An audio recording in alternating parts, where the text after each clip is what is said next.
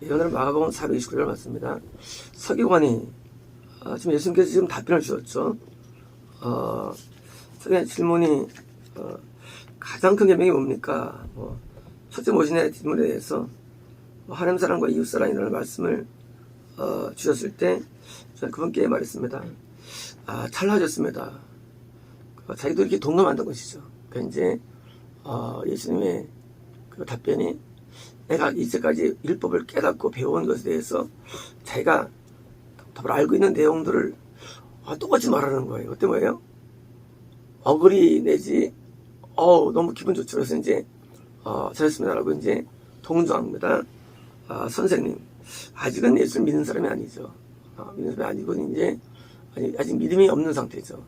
아직은 신앙이 지적인 단계이고 아직은 이제 깊이가 있는 단계는 아닙니다.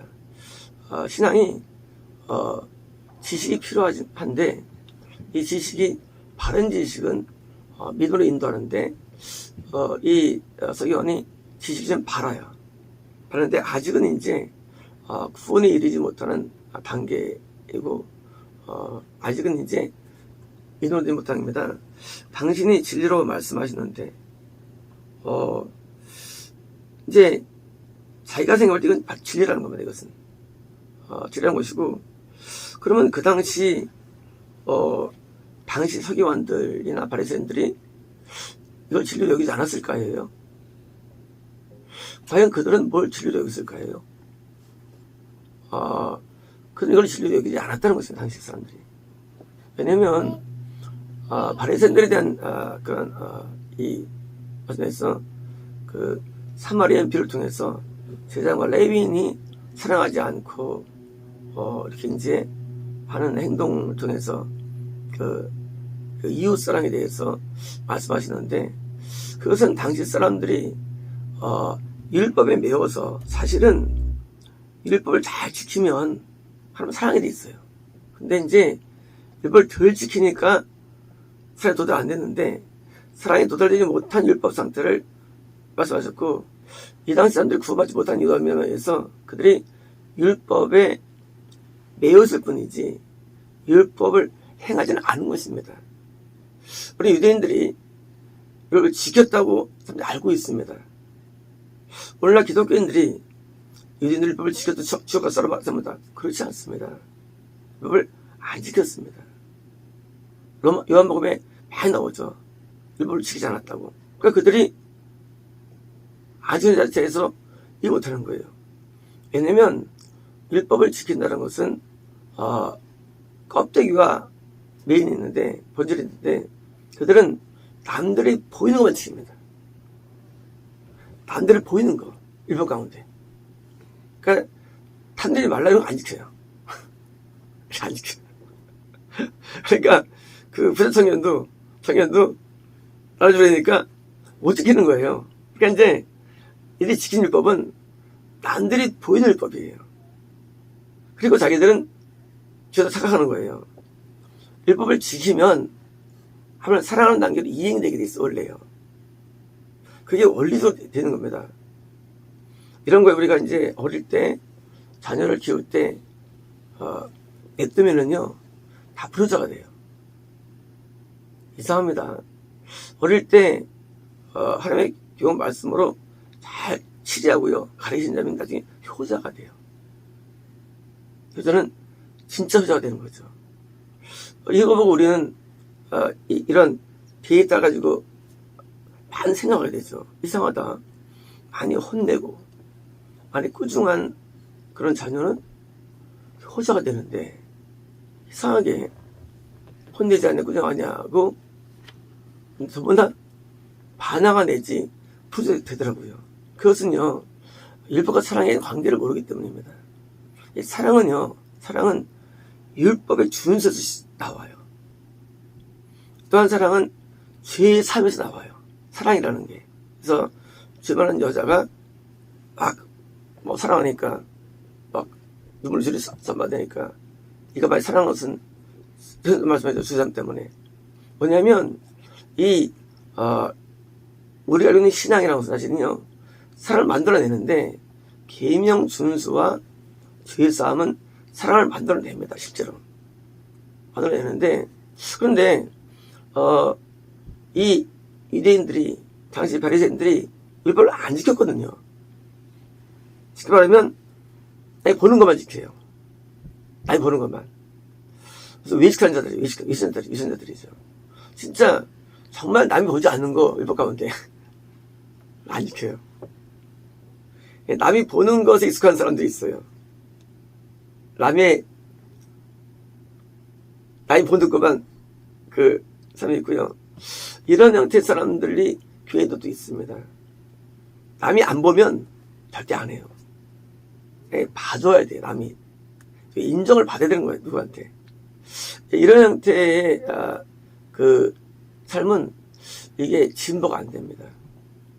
하나님이 나를 보는 건 하나님이 있어요. 신앙은 하나님 상대하는 상관이 아니거든요. 그러니까 이제 하나님은 상대해야 되는데 자꾸 눈에 보이는 교회 직분자, 또 인사도 꼭 목사도 인사합니다.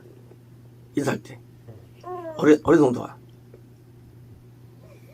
물론 뭐 그거 나쁘할 수 없지만 그 좋지는 않죠. 진짜 뭐 사람이 한두 명 아닌데 그런 게 이제 뭐냐면 이게 이제 그 남들이 날 봐주는 쪽으로 이런 법들, 내가 높아지는 법들 직접 준을 통해서, 그러니까 착한 사람 되면은 되는 것이죠. 이런 것은 그 인간의 본성이지. 본성. 사람은 그럴 본성인데 이런 본성이 적용해가지고 율법을 안 지킨 것입니다. 그래서 이 서기관은요, 당시 있는 율법 그런 흐름과는 다른 자였습니다. 다른 자였고 진실 율법을 지키던 사람을 의미한 거예요.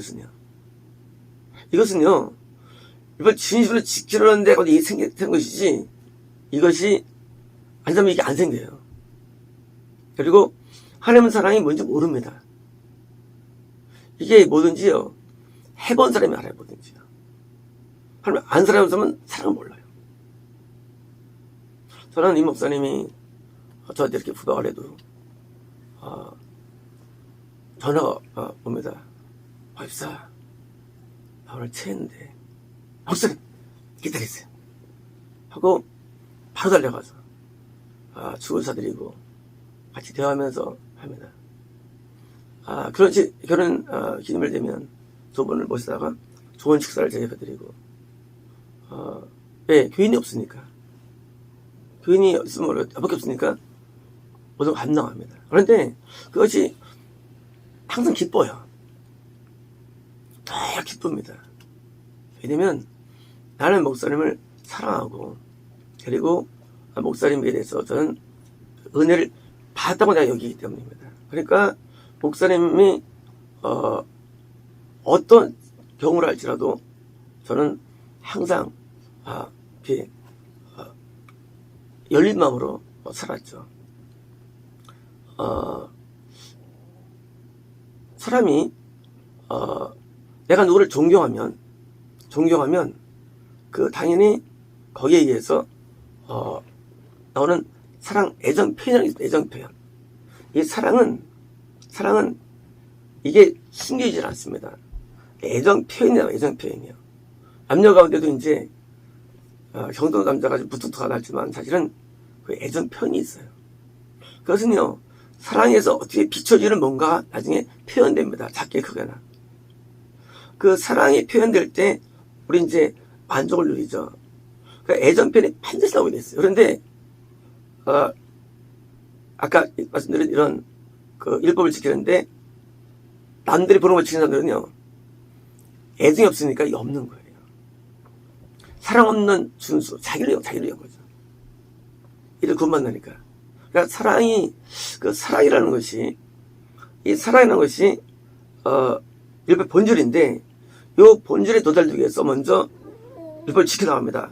나중에 이제 남들이 못 보는 영역이 많이 돼요. 율법 가운데요. 못 보는 영역이 있어요. 더 나가서 산상수는 도저히 볼 수도 없죠. 사실은요. 그 율법 내용들이. 그러니까 이제 산상수는 또 율법의 한 분야고요. 그러니까 이제 구약의 그 율법만이 아니라 순간 율법에 속하는데, 이런 율법들을 성경 음성도 율법에 속하는 거고요. 율법들을 하나님의 뜻과 유익인데 잘 지킬수록 사랑이 많아집니다. 사랑이. 그래서 그 사랑이 많아져가지고 나중에는 그런 준수와 그런 이 모든 내용들이 이게 자발적이고, 그리고 우리가 존경하는 사람 앞에 우리가 뭘 한다 할 때 우리가 무슨 뭐 아쉬운 게 있습니까? 아쉬움이 없죠. 불만이 있겠어요? 불평이 없죠. 그래서 이제 그런 존경심을 가지고 대하면 이게 그게 바로 뭡니까? 그게 이제 상하적이었던 그런 사랑이 속한 거죠. 그런데 이제 사람이 그런 사랑이 이제 침해를 당할 수가 있어요. 어떤 거면 이제 부모가 명령했는데 명령이 불합리하다고 느끼는 거예요. 불합리하다고. 그러면 이제 삐뚤어지는 거예요. 삐뚤어지는 거예요. 그래서 이제 그 관계가 그러는데 율법은 불합리한 게 없어요. 다시 말하면 인간은 하나님을 다 사랑할 수 있다는 얘기예요. 우리 인간의 명령은요, 불합리가 있어요. 하지만 하나님의 명령은 불합리한 게 없어요. 다시 말하면 인간을 사랑하지 못한 것은 인간 책임이라는 거거든요. 인간 책임. 왜? 하나님께서 우리에게 법을 주셨어요. 십계명과 사상수훈과 성경을 주셨습니다. 근데 우리가 그것을 준수하면 되는데, 하면 살이 안 되는데, 이걸 준수하지 않아가지고 살이 안 생기는 거예요. 우리가 이제 토요 안전 기도를 할 때, 성경적인 드리죠. 예, 이런 겁니다. 이런 과정들을 충실히 이행한 사람들은 한 사람이 되게 많아지게 돼 있어요. 근데 그걸 가볍게 여기고, 그걸 믿을 수 있나? 나중에 결국은 이게 한 사랑이 안 생겨요. 근데 그 사랑이 가장 중요한 법이라는 겁니다.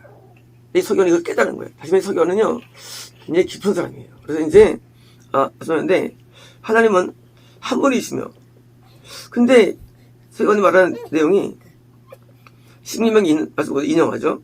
하나님은 한 분이시며, 그분 외에 다른 분이 없습니다. 당연한 거죠, 이거. 누가 모르나요? 유일신. 그 유일신 당연하죠.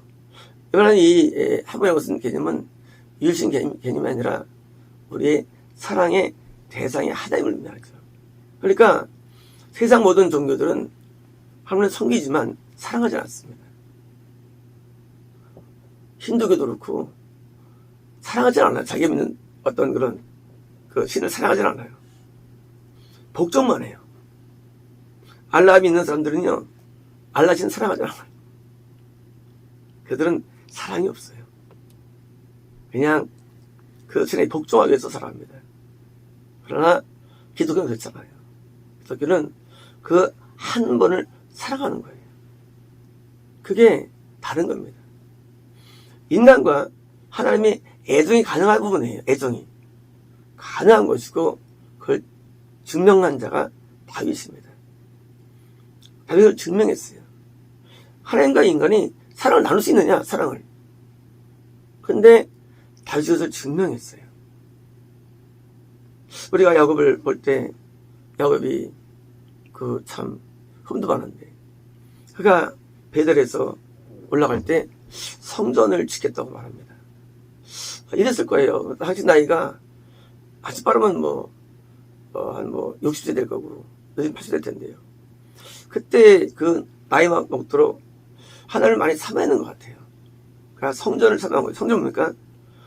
예배처를 사모한 거예요. 예배처를요. 그러니까 이제 하나님과 먼저 교제하는 데 있어서 성전이 필요한데 성전을 짓겠다고 이렇게 서운하죠. 우리가 하나님과 인간이 교제가 가능하고요. 교제가 없다면은 그거는 좀 먼 관계일 수가 있죠. 동시에 사랑이 가능합니다. 하나님과 우리 사랑하는데 하나님께서 우리를 사랑하시죠. 우리도 한 사랑이 가능한 것이죠. 불가능이 아닙니다. 어제 어떤 분 제가 기도해 드리는데 이런 말씀을 주시더라고요. 내가 너에게 이 영적인 세계를 분별할 수 있는 힘을 주겠다. 그리고 내 생각을 네가 길쭉할 수 있는 능력을 주겠다. 그리고 이 국가나 운명이나 흥망성쇠를 예측할 수 있는 감동을 주겠다. 그리고 가정적인 축복들과 요즘 많은 주변의 모든 복들이 한꺼번에 하나님 말씀하시더라고요. 그러면 이제 그게 진짜냐? 우리 돼봐야죠. 그런데 이제까지는 제가 한 기도가 틀린 거 한 번도 없었습니다. 진짜로는 근데 이유가 뭐냐는 거예요. 근데 이유가 뭐냐라는 거예요. 이유가 그것은 하나님을 사랑이 애정이 표현되기 때문입니다. 애정이 표현되는 거예요. 애정이 있으면 나중에 애인이 표현될 때가 있죠. 표현될 때 하나님께서 또 애정을 또 표현하는 하나님께서 목으로 축복으로 표현해 주시는 거예요. 이것이 맞물리는 거예요. 그래서 우리 하나님을 사랑할 수 있고 사랑하는 자. 그래서 하나님을 사랑하는 자만이 구원받는 겁니다. 사랑하는 자만이 구원받는 것이고 그 사랑하는 자만이 또 이웃을 사랑할 수 있는 거예요. 인간 사랑은 하나님 사랑은 불가능합니다.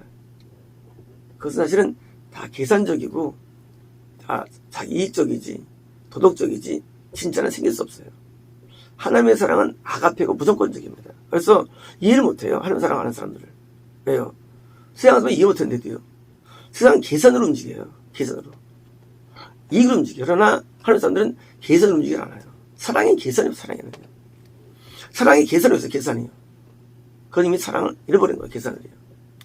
사랑은 계산을 안 해요. 그래서 이 계산적인 사람들은요. 참 어려워요. 길이 없어요. 왜냐면요. 인간은 살아갈 때 만족을 느끼는데 그래서 목사님이 이제 어려움 나오면은요. 이제 보통은 대부분 막 웃으면서 중얼 기도하죠. 근데 어떤 성도는요. 자기 이익과 손실을 계산합니다. 웃기죠. 왜요? 사랑하지 않기 때문에. 교회가 어려울 때 말이죠. 어려울 때 그걸 계산해요. 이익과 손실을. 우리가 하나님을 사랑하면요 그런 게 없어버려요. 이 이익 손실을 또 살질 않아요. 사는 방법이 이익이 되면은 그게 아니라 그냥 사랑으로 행동하는 것이기 때문에 세상 사람들은 우리를 이해할 수 없어요. 왜? 다른 세계예요. 하나님을 사랑하는 다윗을 사실 이해하기가 어려워요. 그렇잖아요. 어떻게 자기 주위로는 사울을 용서하며 그때 울며 또 함께했던 문장관의 분 죽었을 때 울고 할 수 있을까요? 그것은 하나님 사랑에서 온 거예요. 인간 사랑이 아니에요. 인간은 불가능합니다. 하나님을 많이 갖고 있어 온 겁니다. 그래서 우리가 신앙생활에서 먼저 할 일은 사실은 눈에 보이지 않는 하나님을 사랑하는 거예요.